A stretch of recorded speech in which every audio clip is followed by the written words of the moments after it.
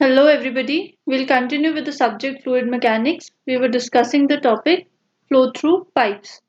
So far, we've discussed what is the Reynolds number and the Reynolds experiment. We've also discussed the losses in pipe, various types of losses, including the major loss that is due to friction and the minor losses. We've also discussed what is the HGL and the total energy line, and we've discussed plenty of numericals based on all these topics.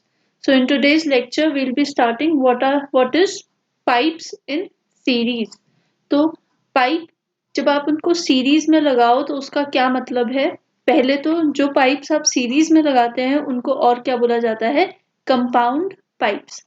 तो series में लगाने का मतलब है pipes are said to be in series when pipes of different lengths and different diameters are connected end to end।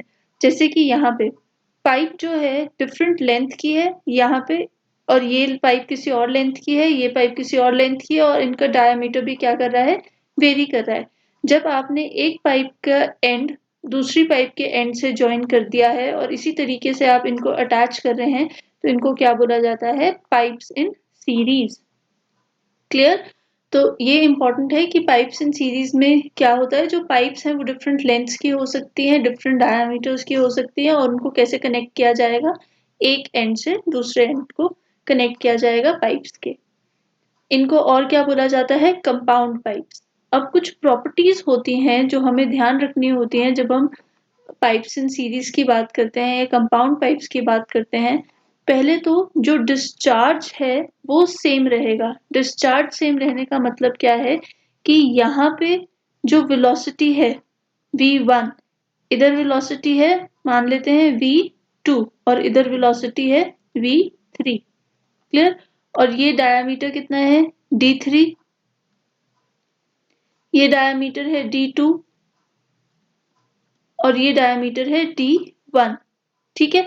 तो ये diameters हैं different, तो डिस्चार्ज क्या रहेगा, सेम रहेगा। डिस्चार्ज सेम रहने का मतलब क्या है, continuity equation a1 v1 is equal to a2 v2 is equal to a3 v3। मतलब जितना पानी एक पाइप से फ्लो कर रहा है, जितना quantity of water per unit time एक पाइप से फ्लो कर रहा है, उतना ही quantity of water per unit time second pipe से फ्लो करेगा, and same will flow from pipe 3। तो मतलब यहाँ पे ऐसा होगा कि Q1 is equal to Q2 is equal to Q3 which can be written as equal to simply Q। Clear. तो ये फर्स्ट पॉइंट का मतलब तो ये है। नेक्स्ट बोलते हैं कि जो टोटल हेड लॉस है that is sum of loss in individual pipes. Sum of loss in individual pipes का क्या मतलब है कि जैसे कि अगर हम देखें तो इस पाइप में टोटल हेड लॉस कितना हो रहा होगा, इस पाइप में टोटल हेड लॉस हो रहा है इस वाटर लेवल, इस टैंक के वाटर लेवल और इस टैंक के वाटर लेवल का जो भी डिफरेंस है। मतलब अगर मैं यहाँ से स्ट्रेट लाइन ड्रॉ करूं यहाँ तक, तो ये डिफरेंस है, ये क्या है, टोटल हेड लॉस जो इन तीन पाइप्स के बीच में हुआ है, from reservoir A to reservoir B. तो कितना हेड लॉस हुआ है टोटल, HL। अब ये HL आप कैसे कैलकुलेट करेंगे, तो पहली पाइप में जो हेड लॉस हुआ है प्लस सेकेंड पाइप में जो हेड लॉस हुआ है और प्लस थर्ड पाइप में जो हेड लॉस हुआ है।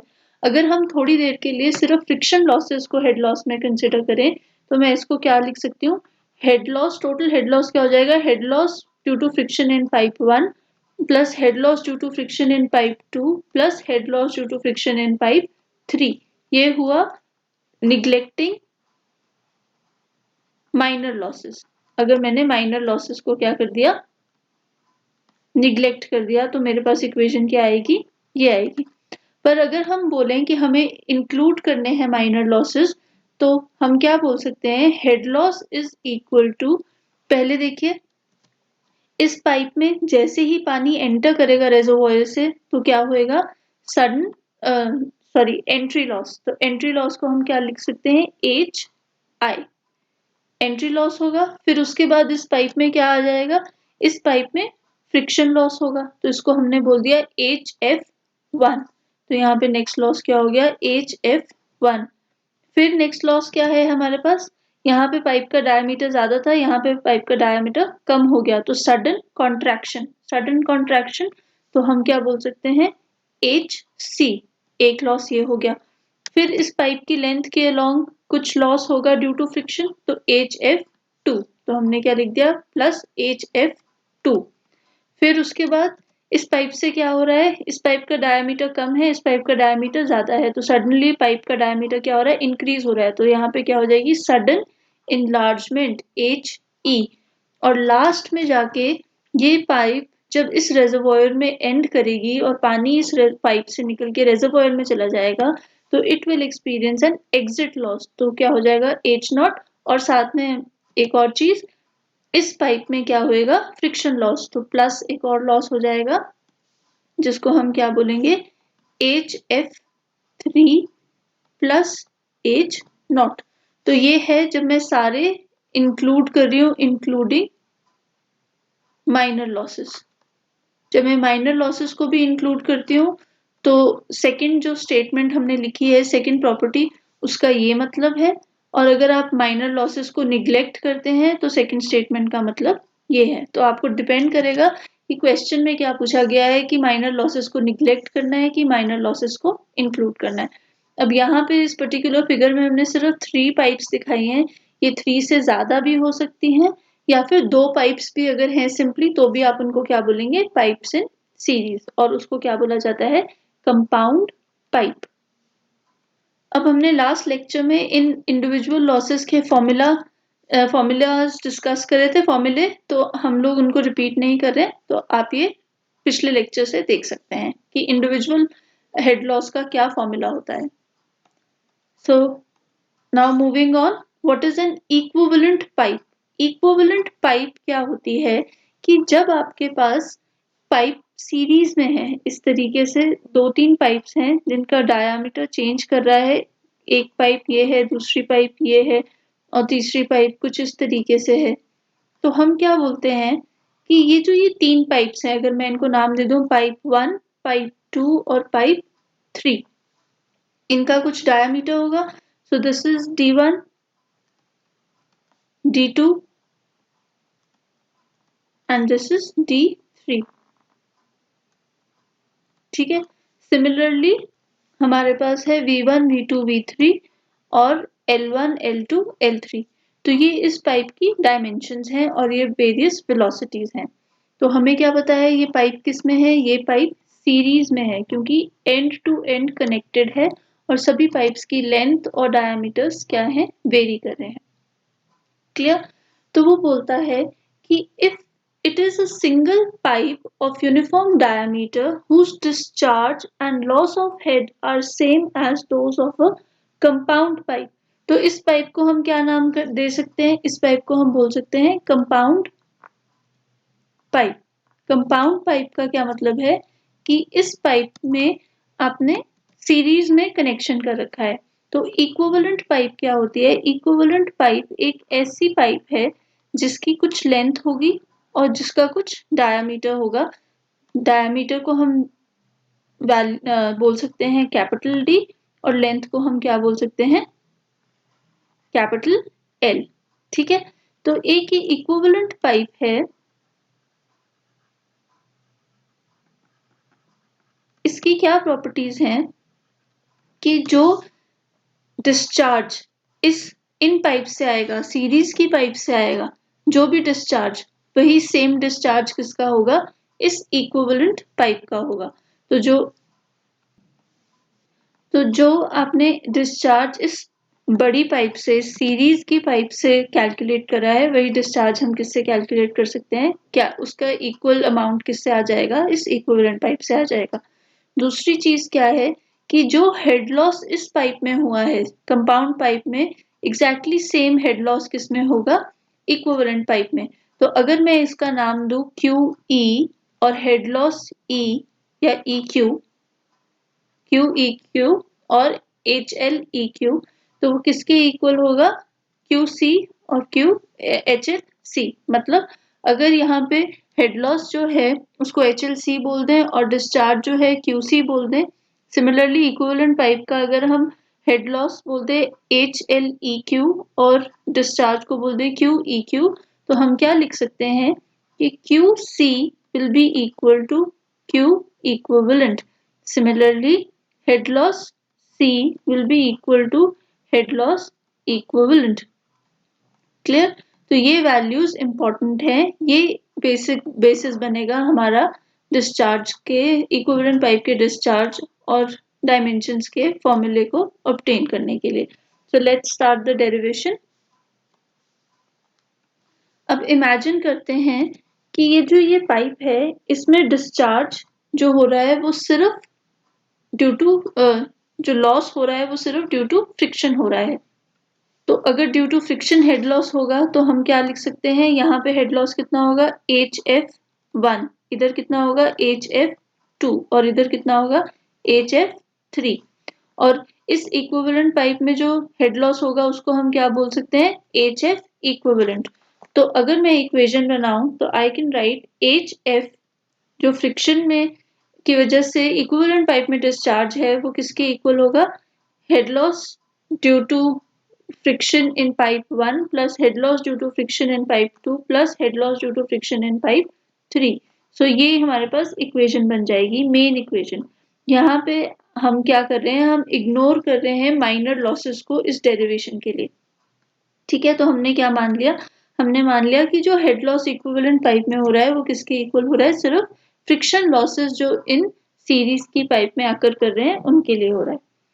सो इस पर्टिकुलर डेरिवेशन के लिए हम ये अज्यूम कर रहे हैं कि HL equivalent HF1 plus HF2 plus HF3।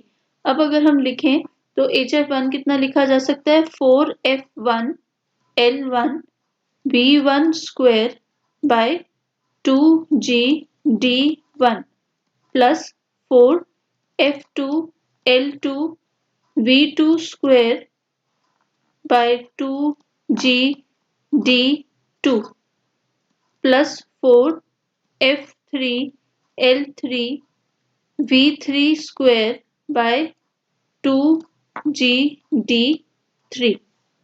Clear? And so on. अगर आपके पास और पाइप्स हैं तो आप इसको ऐड कर सकते हैं, बट हमने इस पर्टिकुलर फिगर में 3 ही पाइप्स ली थी तो हम यहाँ पे क्या ले रहे हैं, सिर्फ 3 हेड लॉसेस कंसिडर कर रहे हैं।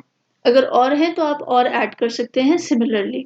अब हमने क्या देखा, अगर हम अज्यूम कर लें कि अज्यूमिंग F1 जो कोफिशिएंट ऑफ फ्रिक्शन है वो सारी पाइप्स का क्या है, इक्वल है। F1 is equal to F2 is equal to F3 which is equal to F। तो अगर मैं ये मान लूं तो मेरे पास इक्वेशन क्या हो जाएगी, 4F by 2G L1 V1 square by D1 plus 4F by 2G L2 V2 square by D2 plus 4F 2G L3 V3 square by D3। तो इसमें हम देख सकते हैं कि 4F 2G क्या है, कॉमन है। तो इसको अगर मैं बाहर ले लूं तो मेरे पास बचता है 4F अपॉन 2G। और साथ में मैं क्या कर रही हूँ, अगर मैं, मुझे पता है कि जो ये पाइप है इसमें डिस्चार्ज क्या रहेगा, कांस्टेंट रहेगा। तो डिस्चार्ज कांस्टेंट रहने का मतलब है Q क्या हो जाएगा, A1 V1 is equal to A2 V2 is equal to A3 V3। So I can write V1 को क्या लिख सकती हूँ मैं, Q अपॉन A1। वैसे ही V2 को क्या लिखा जा सकता है, Q upon A2 and V3 को क्या लिखा जा सकता है, Q अपॉन A3। सो यहाँ पे अगर हम सब्स्टिट्यूट कर दें so I can write L1 upon D1 into V1 को क्या लिखा जा सकता है, V1 can be written as Q upon A1। A1 is pi by 4 D1 square का होल स्क्वायर, क्योंकि V1 का क्या था, स्क्वायर था, और यहाँ पे क्या आ गया D1। वैसे ही L2 Q upon pi by 4 D2 square का whole square upon D2 plus L3 upon D3 into Q upon pi by 4 D3 square का होल स्क्वायर। ठीक है। अब अगर आप देखें तो Q जो है वो सब में क्या हो गया है, कॉमन हो गया है। तो हम क्या कर सकते हैं, हम इसको बाहर ले सकते हैं। So I can write 4f q square upon 2g, ये लिखा जा सकता है। अब न्यूमरेटर में क्या बचा, L1, और डिनोमिनेटर में क्या हुआ, D1, और D1 स्क्वायर क्या हो जाएगा, उसका भी स्क्वायर, तो ये क्या हो जाएगा d टू द पावर 5, और साथ में क्या आएगा, पाई बाय 4 का स्क्वायर। अब पाई बाय 4 जो है वो डिनोमिनेटर में सब जगह कॉमन है, तो मैं क्या लिख सकती हूँ, pi square by 4 square, pi square by 4 square. तो इसको हम कैसे लिख सकते हैं, 16 into 4 F Q square upon pi square 2g। अब सिमिलरली आगे क्या हो जाएगा, L2 upon D2 to the power 5 plus L3 upon D3 to the power 5। So मेरे पास इक्वेशन आ गई, L HL equivalent is equal to 16 into 4 F Q square upon pi square 2G into L1 upon D1 to the power 5 plus L2 upon D2 to the power 5 plus L3 upon D3 to the power 5। अब ये तो हो गई बाकी की equation. अब equivalent pipe के लिए अगर हम देखें तो इक्विवेलेंट पाइप के लिए भी हम क्या बना सकते हैं, सिमिलर इक्वेशन बना सकते हैं। कैसे, इक्विवेलेंट पाइप के लिए हेड लॉस कितना हो जाएगा, 4f। अगर सारी पाइप के लिए हमने f सेम अज्यूम करा है तो हम क्या कर सकते हैं, इसको इक्विवेलेंट पाइप के भी सेम अज्यूम कर सकते हैं। तो हमने f को क्या मान लिया, 4f। l तो है लेंथ ऑफ द पाइप, अब वेलोसिटी उस पाइप की है अपॉन 2g, और हमने डायमीटर कितना लिया है उसका, d। अब यहाँ पे भी क्या हो सकता है, यहाँ पे भी सेम चीज है कि क्योंकि डिस्चार्ज कांस्टेंट है तो डिस्चार्ज को मैं क्या लिख सकती हूँ, यहाँ की डिस्चार्ज वेलोसिटी को मैंने सिंपल नाम दिया v, तो इसको बोला जा सकता है a into v। So v can be written as q upon a। और हमें पता है इस इक्वेशन से कि QC is equal to Q equivalent, तो मतलब Q क्या रहेगा, सेम रहेगा। So I can write 4FL upon 2GD into Q square upon pi by 4D square। अब ये Q square जो है ये किसके आएगा, ब्रैकेट के बाहर आएगा। So it can be written as 4FL Q square upon 2GD pi square by 4 square into d to the power 4। अब इसको जब आप सिंप्लीफाई करेंगे तो आपके पास आएगा 16 into 4 f l q square upon 2g pi square d to the power 5। Clear? This is the value of head loss in the equivalent pipe। तो अब मैं इस इक्वेशन में इसको सब्स्टिट्यूट कर दूं।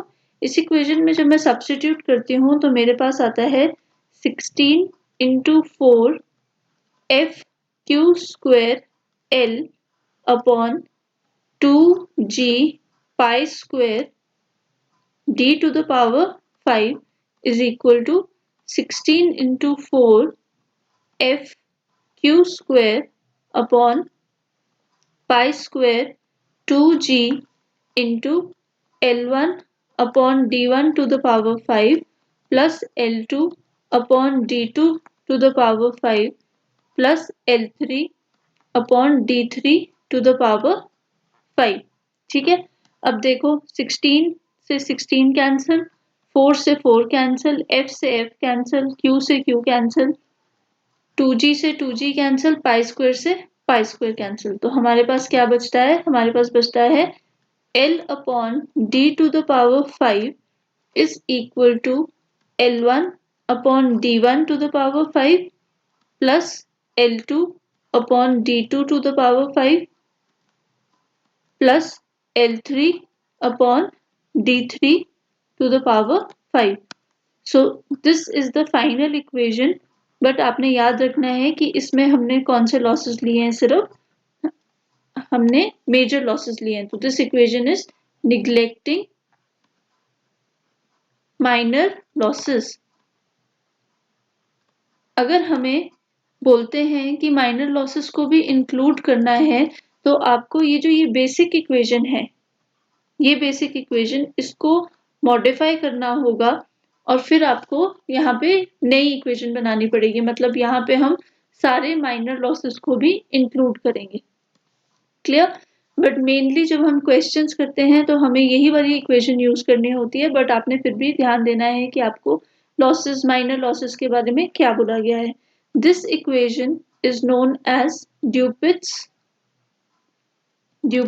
Equation. This is a very important equation क्योंकि आपको ये end semester point of view, competitive point of view as well as interview point of view से भी पूछा जाता है कि what is the Dupuit's equation and where is it used. So Dupit's equation is used in pipe in series and to obtain the equivalent pipe. ठीक है? So we'll discuss numericals based on this topic in the upcoming lecture. So thank you and stay tuned.